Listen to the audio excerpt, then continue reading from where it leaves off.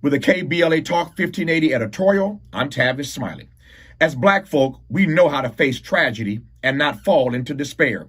And yet sometimes the points of pain are felt so acutely, especially when we know full well that we're being treated unfairly by our so-called justice system that at times appears to be anything but just.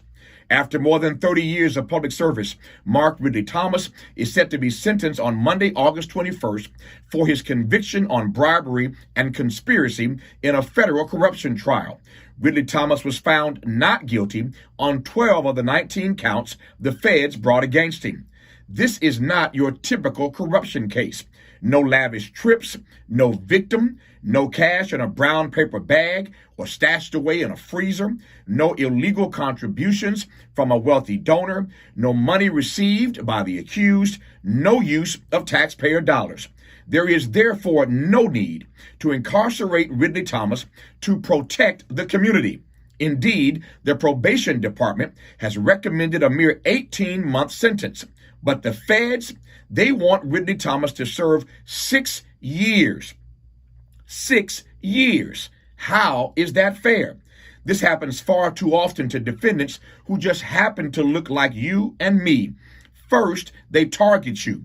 Then they overcharge you. Then they fight to keep certain folk off the jury. Then they spend millions of your tax dollars prosecuting a victimless $100,000 criminal allegation. And then, typically, they win. And why shouldn't they? In reality, no case of the U.S. government versus you is really a fair trial, if you feel me. Then, after they win, they ask for a sentence more than 3 times what the probation department is recommending. Once again, I ask, how is that fair? I read the federal government summary document regarding the sentencing of Ridley Thomas, and the charged language they use is both revealing and despicable.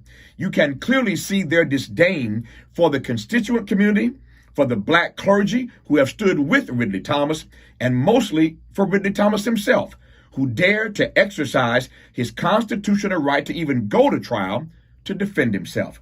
The feds demanding a 6-year sentence in this case is their way of punishing an uppity Negro who dared to fight back.